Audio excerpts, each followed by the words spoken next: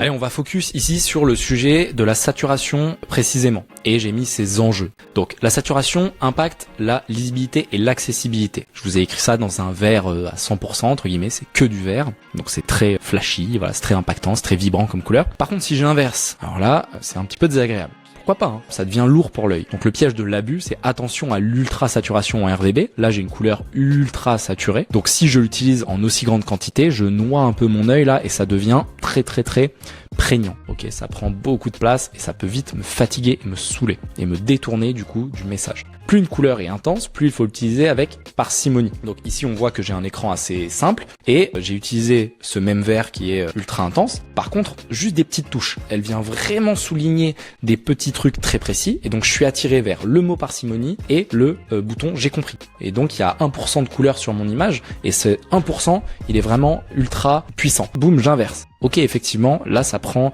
du poids et finalement je vais avoir du mal là maintenant à attirer le regard quelque part parce que j'ai déjà ce truc qui est très lourd, ce verre qui pèse très lourd dans l'attention qui me grappille. Hey, je t'interromps 2 secondes pour te dire que si ce contenu t'intéresse, j'ai fait toute une formation complète sur les bases du web design. Ce que tu es en train de regarder, c'est un extrait de cette formation. Elle dure environ 4 heures. Je te mets le lien juste en dessous. Hésite pas si ça t'intéresse à aller checker et on reprend tout de suite.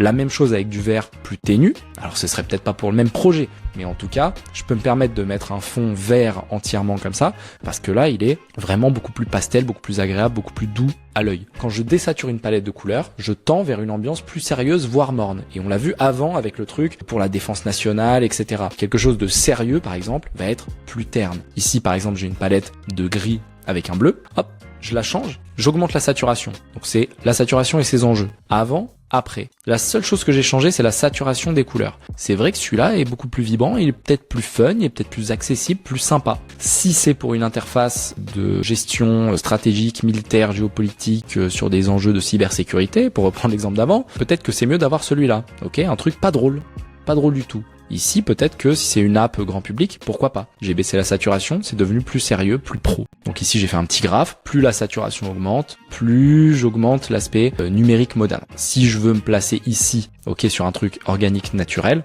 je vais avoir la saturation qui est au minimum. Je reviens pas sur les exemples qu'on a vus avant, d'accord. Et plus je vais partir plus je vais monter en saturation, plus je vais partir vers du numérique moderne. Plus je vais utiliser en grande quantité de la couleur, plus je dois me placer bas sur la saturation. Donc je veux être quelque part sur cette courbe. Ok, si je suis ici, couleur méga saturée, peu d'utilisation, je reviens pas sur ce qu'on vient de voir et on va passer tout de suite à des exemples concrets.